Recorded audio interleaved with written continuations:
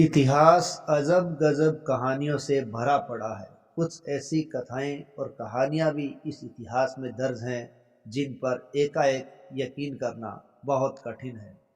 ऐसी ही कथा को लेकर आज हम आपके सामने मौजूद हैं। एक बार महाराजा अकबर का दरबार लगा हुआ था और उनके दरबार के अंदर काफी आसपास के रजवाड़ों के राव शासक भी विराजमान थे। और ऐसी स्थिति के अंदर अपने आप को गर्व से महसूस करते हुए सम्राट अकबर ने कहा कि अब कोई ऐसा नहीं है जो हमारे मुकाबले खड़ा हो सके या हमसे संघर्ष कर सके या इस सल्तनत की तरफ आंख उठाकर देख सके या इस सल्तनत पर कब्जा कर सके। ऐसा अब कोई नहीं है। लेकिन उसी वक्त ये बात सुनकर जोधपुर के राजा रिडमल जी ने कहा, ऐसा नहीं है, मुगल इतने शक्तिशाली और प्रभावशाली नहीं हैं। उन्होंने तो जालसाजी करके, कुटिलता करके, चालाकियां करके ही ये मुकाम हासिल किया है।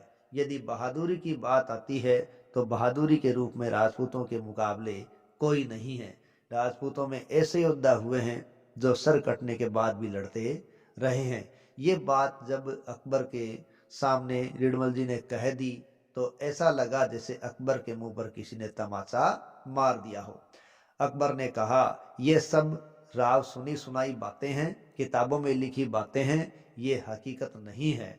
तब रिडमल जी ने कहा कि हकीकत है, आप इतिहास में दर्ज पन्ने पलट के देखिए, आपको ऐसे बहुत सी जानकारियां हासिल होगी जिसमें आपको पता लगेगा कैसे राजपूतों ने सर कटने के बाद भी संघर्ष किया है। लेकिन अकबर ने कहा कि मैं इन लिखी लिखाई बातों को नहीं मानता। इतिहास लिखने वाले तो पैसों के चंद लालच में लिख देते हैं। ऐसे तो नाम मैं मुगलों के हजारों नाम किताबों में लिखवा सकता हूँ, लेकिन कोई वास्तविकता हो तो बताओ जो आज के समाज में मौजूद हो जाए और सिर कटने के बाद भी लड़ ले। तो अब ये सामने समस्या खड़ी हो गई रिडमल जी के कि ऐसा कैसा सबूत पेश किया जाए। अब किसके बारे में क्या पता चले कि वो सर कटने के बाद भी संघर्ष कर लेगा। इसी पसोपेश में जब वो उस दिन रात को सो रहे थे तो उनको सोते सोते ही रोहिणी के जागीरदार का ख्याल आ गया। वह रोहिणी के जागीरदार के पास पहुंच गए और उन्होंने जागीरदार से कहा कि ऐसी समस्या सामने आई है। जागीरदार है, उन्होंने रिडमल जी को पहचान लिया था और उन्होंने कहा था कि मैंने बचपन में आपको गोद में खिलाया भी है, लेकिन जिस समस्या से आप रूबरू हो ये मेरे लिए कोई बड़ी समस्या नहीं है। इस समस्या का तो हम उपाय कर लेंगे। इस प्रकार की बात जागीरदार जो रोहिणी के थे उन्होंने रिडमल जी को कही थी। रोहिणी के जागीरदार ने रिडमल जी को बताया कि मेरे दोनों पुत्रों को ले जाओ, वो लड़ लेंगे। अब इस प्रकार एक पिता के मुंह से इस प्रकार की बातें सुनकर राव रिडमल जी भी एक बार तो हक्के बके रह गए कि कैसे एक पिता अपने पुत्रों का सिर कटाने के लिए तैयार हो गया है।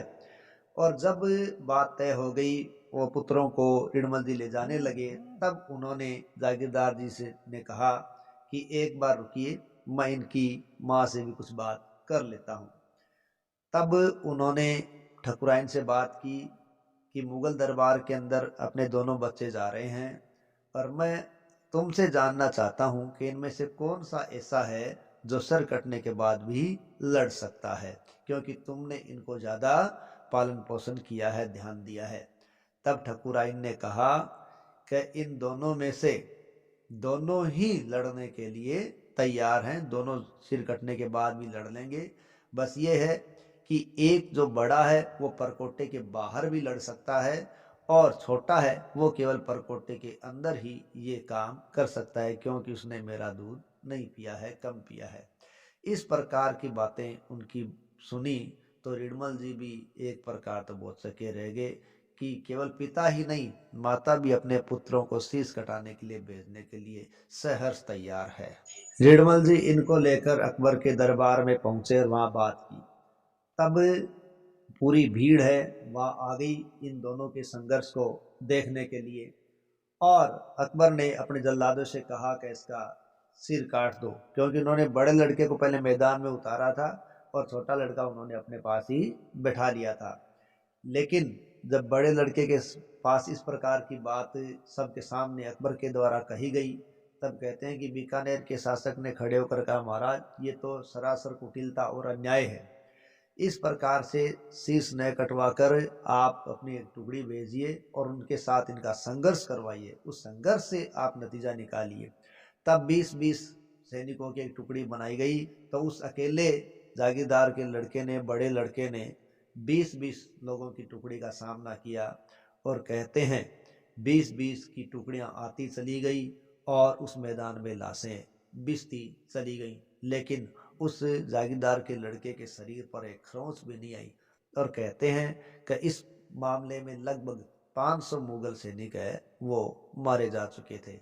तब अकबर को किसी ने, सलाहकार ने सलाह दी कि ऐसे तो आप एक एक करके पता नहीं कितने महिलाओं को विधवा कर दोगे, ऐसी स्थिति से बढ़िया है कि इनको गोली मारो, नहीं तो ये और अन्याय अपन करते जाएंगे, विधवा औरतें हो जाएंगी। तब कहते हैं कि उसके सिर में गोलियां मारी गई और उसके सिर के परखच से उड़ाए गए थे। लेकिन उस वक्त अकबर ने सोच रखा था कि बड़े लड़के के इस अदम्य साहस के द्वारा ये पता चल गया कि कितने साहसी हैं, तो छोटे लड़के को जागीर दे देंगे। लेकिन बड़े भाई के साथ इस प्रकार जब अन्याय होते देखा तो छोटा भाई भी तुरंत उछल पड़ा और उसने अपनी तलवार लेकर वहाँ संघर्ष शुरू कर दिया।